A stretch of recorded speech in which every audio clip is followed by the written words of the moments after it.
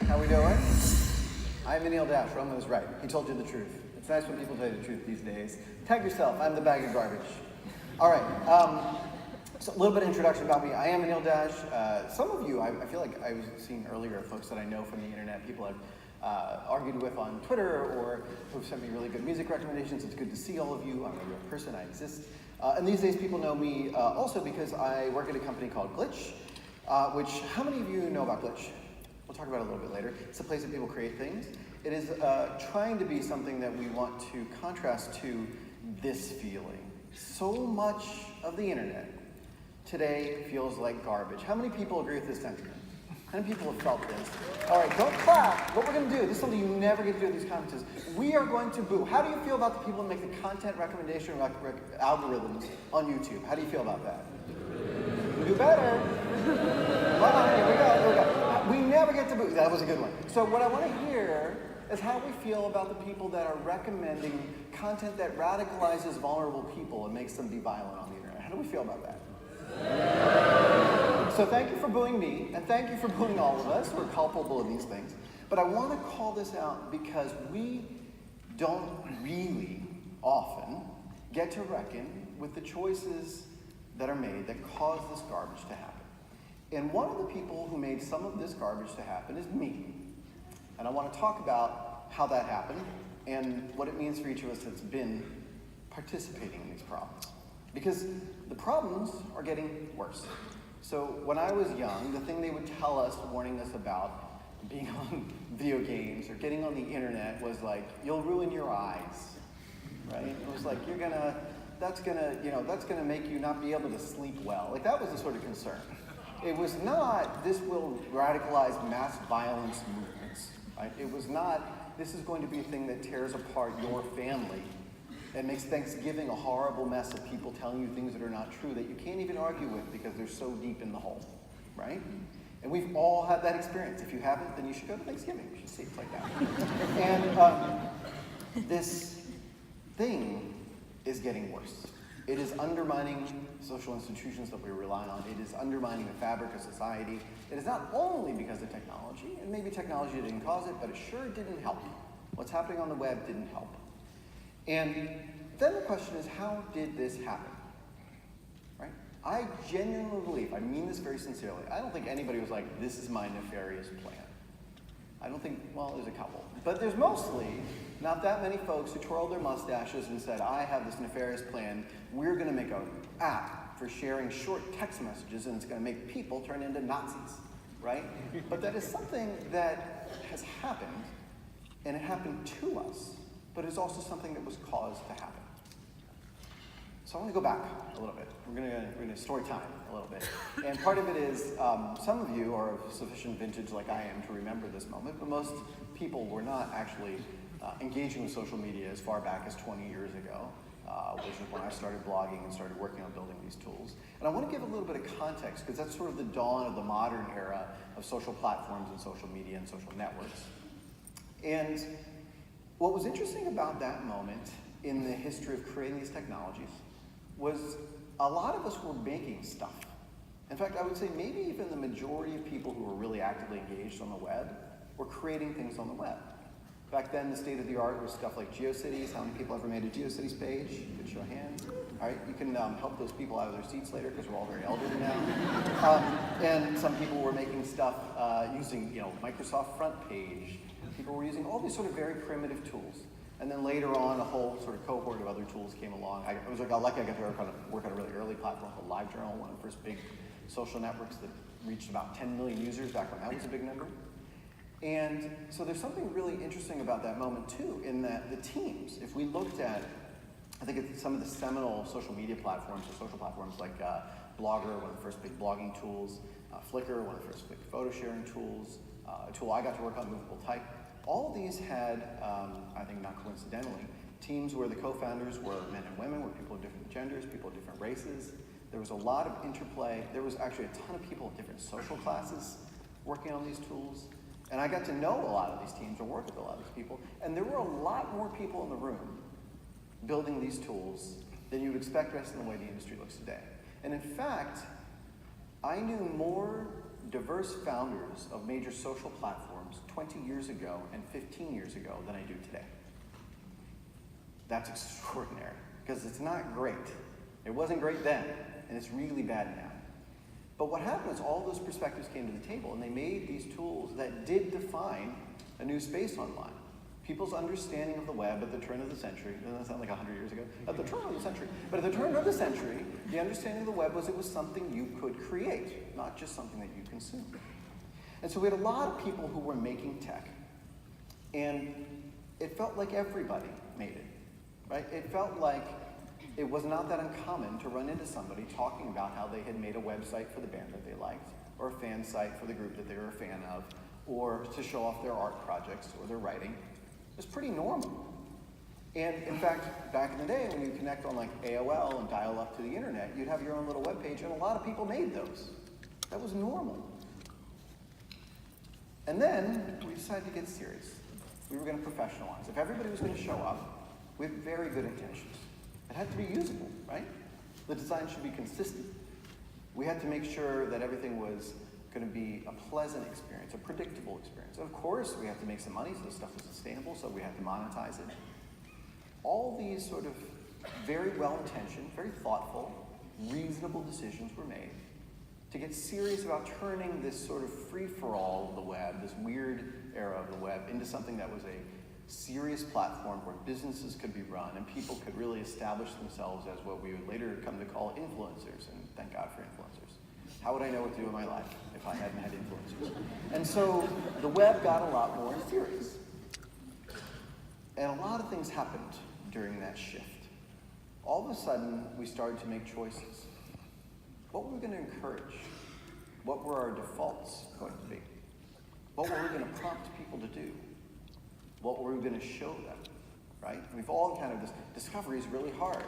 Search is really hard. Let's give them some good defaults. Let's present some good choices. So we started making choices on their behalf. And it did start, as I've said a couple times, with the best of intentions. I certainly had good intentions when I thought about what should the policies be about what kind of expression we allow, what kind of expression we encourage. And then an interesting thing happened. As the money came in, and the investors came in, and the rest of what had then been the software industry became the tech industry, became the internet industry, who was we that got to build these companies and participate in these companies got smaller. Within the span of a few years, all of the women who had co-founded those major pioneering platforms that I mentioned, not only were pushed out of their companies, but most left the industry. And I saw that pattern happen over and over and over for every kind of underrepresented group. In the early days of blogging, when I started, the people around me were of every background. There were extremely prominent queer bloggers from day one, black bloggers from day one. They had voices as pertinent, as important, as vital to the development of the entire ecosystem, of the medium itself, as any other voices. But they didn't get exalted as the pioneers of the format. They got marginalized, they got pushed aside, they were not invited in when everybody came to benefit from creating these tools. And again, there was no one nefarious person saying, let's push them out. There was a lot of talk about, well, we have to move quickly. And we have to make sure we get everybody in line with the plan. And wouldn't it just be easier if we picked all the folks who are already on board with what we want to do? And maybe we should look at the people we've already got. And that winnowing was a boil the ocean moment. It was one of those things, or boil the frog moment, where you kind of don't realize it's happening to you. And it happened around me, as I saw the people around me start to feel less and less like a bunch of us wild, weird people, and a lot more like folks that all had the same set of goals. They were very aligned. They had OKRs, I think they're called, and they had a very clear vision of what they wanted to do, but I didn't really understand anymore what they were trying to accomplish. But I tried to adapt. And one of the biggest reckoning points on this was around what we were going to allow to be the content that people shared. What I had grown up with and come up in the tech industry with was this era of sort of the internet is the last free bastion. There was a lot of rhetoric that sounded like the Wild West, or like we're going to have a new Declaration of Independence about cyberspace, back when people talked about cyberspace. And it was this sort of very idealized version of like, the laws don't apply here, taxes don't apply here. I think that was really what they're focused on, the tax part. But the sense of we're starting from scratch.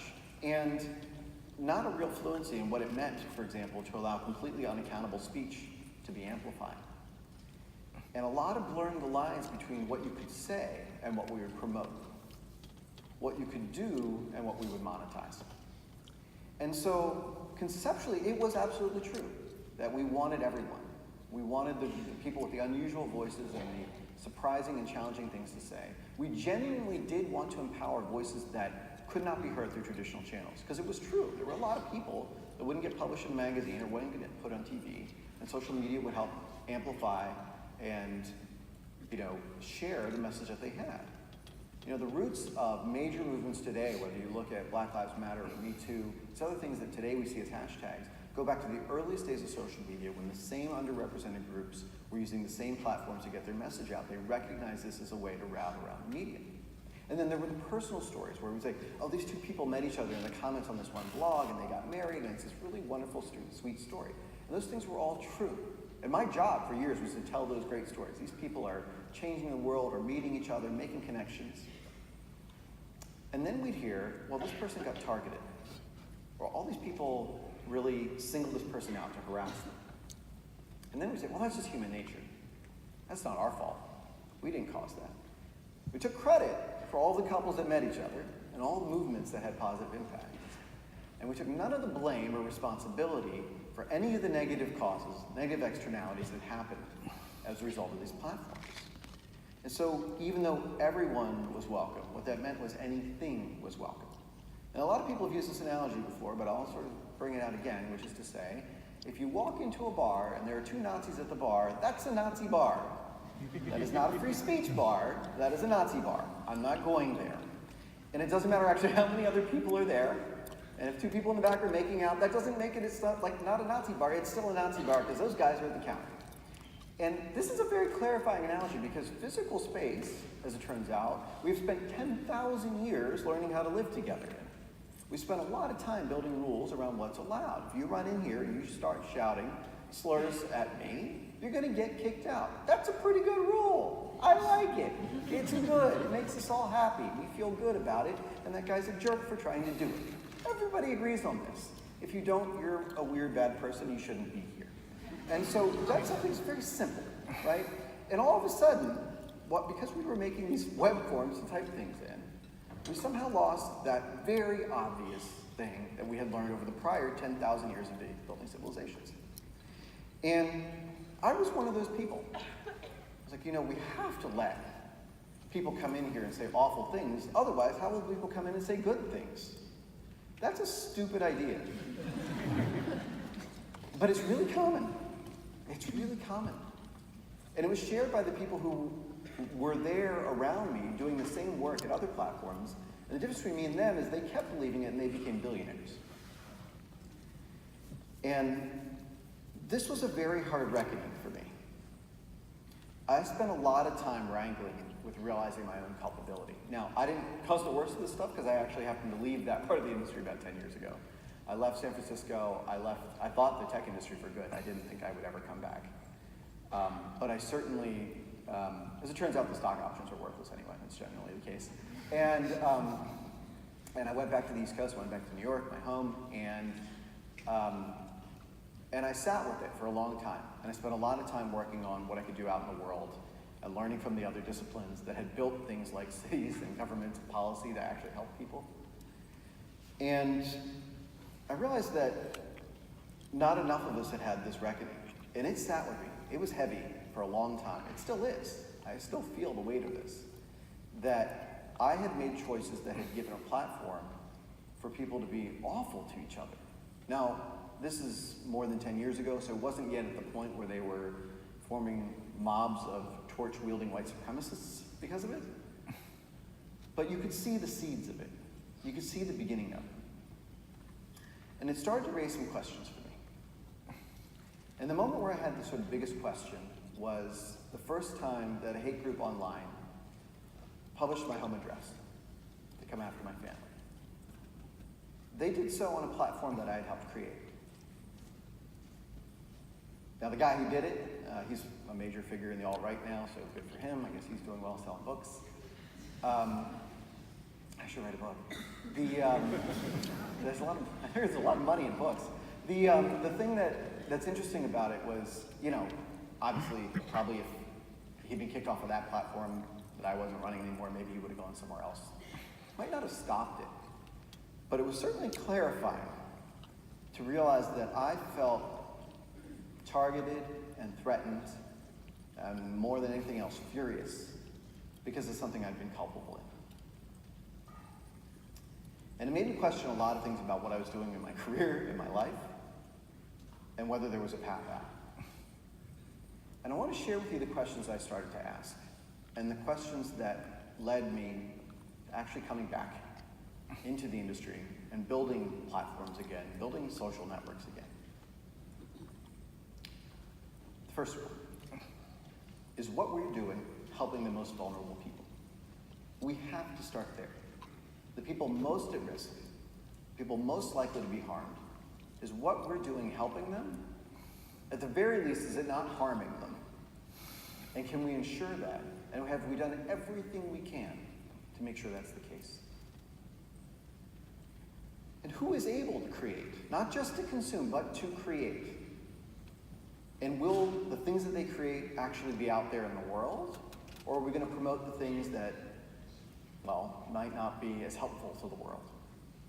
And this idea of who we empower is really hard to reckon with, because there's this tendency to want to either go all the way to we're going to solve it for them, we're going to prompt what to create, we're going to give them all the tools and it'll just all be decided for them, which narrows how people express themselves. And the other extreme of this is for the professionals, the experts, the exalted, the people who are already good at this. And either of those extremes is a dangerous world to play solely to, when there are so many people that have stories they want to tell, but that still are not being reached by these tools in the way that was possible 10 or 20 years ago. And who's in the community? I think about earlier this week, Gmail celebrated, 15-year anniversary or something like that. And those of you who remember when Gmail was brand new, how did you get in? You got an invitation? Can you imagine what kind of community you'd have if you had to explicitly invite your neighbors? Well, we don't have to. We had it, and they were called racially segregated communities, right? We still have redlining. We still have all of the forms of economic, social, cultural, or racial segregation that still exists in this country because of exactly this thing of, I'm just going to bring my friends and family in, and then everybody else is welcome after the fact. And then we have to think about our business models. Is it possible for us to build businesses that don't profit by surveilling people's data and sucking as much information out of them as possible? Yes. The answer is yes. Right? Is it possible to build tools that do not profit from encouraging others to become part of radicalized violent movements? Yes. The answer is yes. If you're at a place that is not answering yes to those questions, leave. This was a moment of clarity I had. And generally I said I'm telling questions, but that one's an answer. We have the power to make these choices, but we have to ask these questions about what's the worst thing that our company could profit from? And how do we make sure we don't do that? And then this one was so important to me. How do we get weird? How do we have weird things happening in our apps and online and on our phones? Everything is so boring. I don't want to see any more blue boxes that I'm supposed to put my photos in exchange for them surveilling my life so I can see ads for crap I don't want to buy. I don't want that. I want weird things. And I do remember coming up in an era where everything on the web was somebody's weird pet project. You'd be like, wow, you are really into that thing. And it was great. It was great. It was the best thing on the internet, right? And you'd be like, I'm not as into that thing as you are into that thing, but I appreciate that you're into that thing. I love that internet. Right? And every single one of you had something you saw online. You're like, wow, it's wild that that person spent that much time on it, but I'm glad for it. I'm glad they had that. That's what it's supposed to be about. And so, I spent a time asking these questions, and I had honestly come to a pretty cynical place. My conclusion had been, the ship has sailed. The Peter Thiels of the world are too powerful. We cannot change the course of what the internet is going to be anymore. And I started to think about what has to change. And it turns out it was as simple as each of us, and this is going to sound corny, but it's really sincere, actually believing that it could change. Like, when's the last time you changed the design of your personal website? Right? You remember when you used to do that? You used to like actually design your little site. It wasn't just like a one-page landing page. And it wasn't some old dusty like Tumblr or about.me page. But you actually made a design for your site and you felt good about it. Or you saw somebody else's and you're like, I want to learn how they did that. I know a lot of you did it, and I know it's been a long time since you did it. But it really matters. When's the last time you made something weird online for fun? Not because you have to learn a certain framework for work, but because it was just like, I like to express myself in this way, in the same way that humans like to play music, or they like to, make films, and they do all the things they do to express themselves. And what was really clarifying for me was I realized how much our behaviors have changed in so many parts of our lives. Think about what you eat. If you're fortunate, most of us do not solely eat factory farm fast food for every meal. It's part of our diets, but it's not the only thing we eat. Sometimes we have food that is recognizable, that we know the ingredients of, that was maybe cooked, prepared by us or by somebody we love. Maybe it was local. Maybe we know the farm or the name of the chicken that we're eating or whatever, right?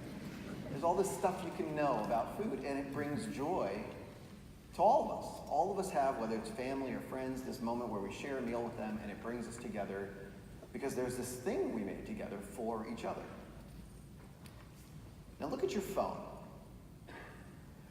And look at the apps on your phone. And look at the browser history on your browser when you get home. And how many of the sites you go to, the apps that you use, were made with love by somebody you know? How many of them were made by somebody local to you, somebody you know in your community? How many of them do you even know who made it, let alone whether they're a member of your community, somebody you share values with, identify with, somebody that cares about what you care about, somebody who cares about not enabling the worst things on the internet to be garbage? It's a simple question, but it's a profound one because it is not radical to believe that some part of our diet could be things that people create, humans create, with a sense of connection and community. It's not that radical to believe it, and I know it because it was true. All those MySpace pages with the wacky things scrolling around on them and the marquee tags and the music auto-playing, all those, profiles on Asian Avenue and Black Planet and GeoCities and LiveJournal, all those people are still able to make that stuff. Their brains didn't get erased. They're all still out there. They just haven't been reminded that the internet, the web, used to be a thing that we make. And that epiphany about realizing that it wasn't something so huge that had to change was what really inspired me the most when I got this chance to actually work with a team of people that remembered this. And I sort of mentioned earlier, I get to work with this company, Gitch, that I joined a couple years ago, and watching this community of people building things. And there are a lot of others like this. There's a little indie site called NeoCities where people are building stuff. There's another site I just saw yesterday. They got a big round of funding for Mighty Networks or Buildings Independent Sites. So there's lots of companies and platforms and tools in this movement building things on their own that start from this set of values. That maybe we're not going to just have fast food, junk food online. We're not going to be force-fed things that are bad for us all the time. We're not going to have an algorithm choose, well, the French fries are the thing that performs the best, so this is what you're going to eat. And what we're able to do that, if we put the tools in people's hands and we remind each other that at least some percentage of what we make should be for ourselves and to nourish our souls, it is possible for people to create with intention. And I didn't believe it. I did not believe it. I thought that time has passed. I'm being a Pollyanna. I'm being too much of an optimist. But what shook me out of this was seeing that old promise be fulfilled in a new way. The analogy I use here is my son. He's got the Lego kits. He's 8 years old. And everybody complains that the Legos these days, they just look like Star Wars or Lord of the Rings. You don't get to use your imagination. It's not a bucket of bricks. But I saw what he does is he tears all the stuff apart, and he's still able to make whatever he can imagine. And that was what it felt like watching people create on the web these days, where these little weird pockets of the web have started to come back. And I know, this is something that seems like it's too idealistic to hope for, but it's actually already working. I can tell you about the ones I see with the team I work with at Glitch. People have built millions of little apps. Overwhelmingly, 99% of them are open source. People remix each other's work.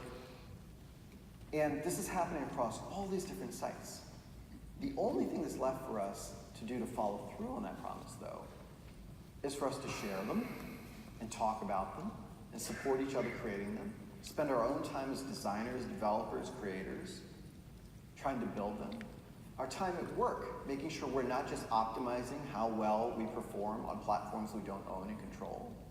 This is an old-fashioned idea, but it is what the web was designed to do. And there is a renaissance happening where people are taking back control of these things. And the most amazing thing for me was it wasn't old guys like me talking about 20 years ago, the internet used to be better. I don't think it used to be better. It was differently bad. It just didn't have the significant problems that we have today. But there was an ethos that anybody could create it. And this thing, the most exciting part about it is when I talk to new creators, whether they're young or people who just weren't around on the internet back then, they're not saying this is a throwback. They're not saying this is some retro idea. What they're saying is, for the first time somebody's taught me that this pervasive part of my life, this thing that's in every pocket, in every hand, on every desktop, is something I can control. I can have agency over. I can be the one that decides what it is. I can own it. And I can know that it's going to respond to things I care about, and it's not going to be part of making the entire internet into garbage. I hope you'll join me in pursuing that mission. Thank you.